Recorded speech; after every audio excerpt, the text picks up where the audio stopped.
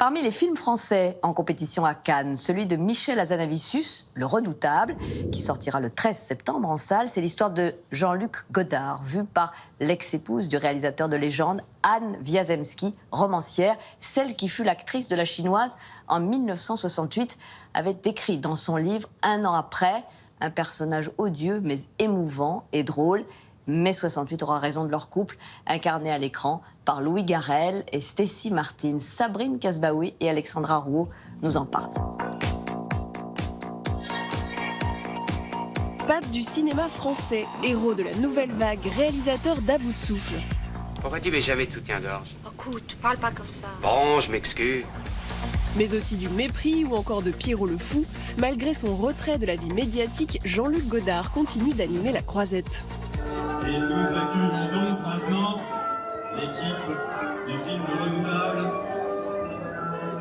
menée par son réalisateur Michel Hazanavicius.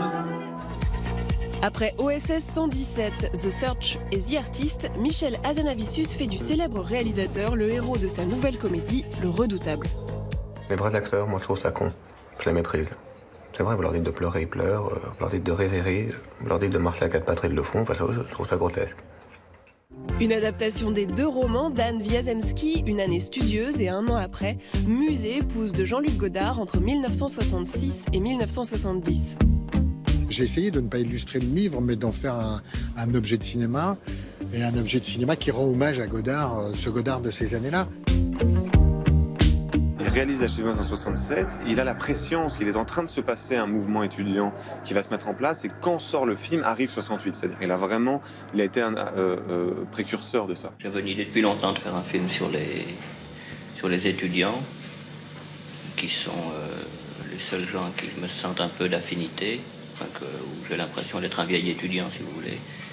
Et j'avais depuis longtemps de faire un film sur la politisation ou la dépolitisation des étudiants.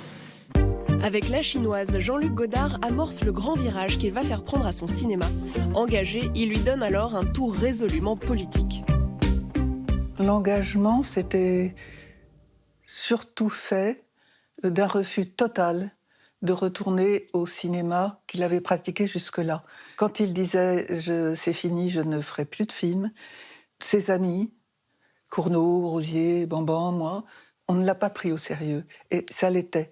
Et ça manifestait une fracture très importante, bien plus encore, puisque ça a engagé tout son avenir, que nous aurions pu soupçonner. Les événements de mai 68 conduisent Jean-Luc Godard à une profonde remise en question qui va aussi déliter son couple. Moi, mon idée du cinéma, elle était très traditionnelle. Et c'est un petit peu le malentendu qui s'est installé. Lui, il allait vers quelque chose de complètement différent, alors que moi, je devenais de plus en plus individualiste et toujours pour le cinéma d'artiste. Si tu recommences, Paul, je divorce. Allez! Qu'est-ce que tu fais? Je dormirai là, sur le divan. C'est plutôt l'histoire de quelqu'un qui veut, en l'occurrence Jean-Luc Godard, qui veut changer, qui mue, et cette mutation l'éloigne finalement de lui-même et de fait des gens qui l'entouraient. Faut être complètement con pour aller à Cannes cette année, avec tout ce qui se passe en ce moment. Ça c'est comique, ça. C'est vrai que c'est pas faux. Hein. Il y avait un truc de comédie italienne qui me plaisait beaucoup, c'est-à-dire des éléments tragiques racontés de manière comique. Mais bon, bah ça va, on va pas non plus rigoler toute la journée. C'est aussi un portrait d'homme sur une période assez circonscrite, c'est-à-dire un an dans sa vie, qui est un an charnière, le moment donné où le pays commence à rentrer en rébellion. 68 est traité de manière assez joyeuse et ludique. C'est un jeu, un collage pop, on pourrait dire, entre l'imagerie des films des années 60 de Godard, le jeu qu'il avait tout le temps, sans cesse avec le cinéma, et aussi un collage avec l'idée qu'on a de Jean-Luc Godard médiatique, c'est-à-dire le personnage qu'il a quand il intervient médiatiquement. Moi, j'ai l'impression que je commence seulement à raconter des histoires, et que c'est le cinéma traditionnel, entre entre guillemets, qui n'en raconte plus. C'est déjà un personnage télégénique, c'est-à-dire que c'est un personnage que lui-même en a souffert, il l'a dit, il en a parlé, c'est-à-dire qu'à un moment donné, sa personnalité est devenue plus importante que ses films. Donc oui, c'est un personnage qui a des formules absolument percutantes, il a des fulgurances, il a un phrasé, on le connaît, c'est une icône pop d'une certaine manière. Tu changes toujours les règles.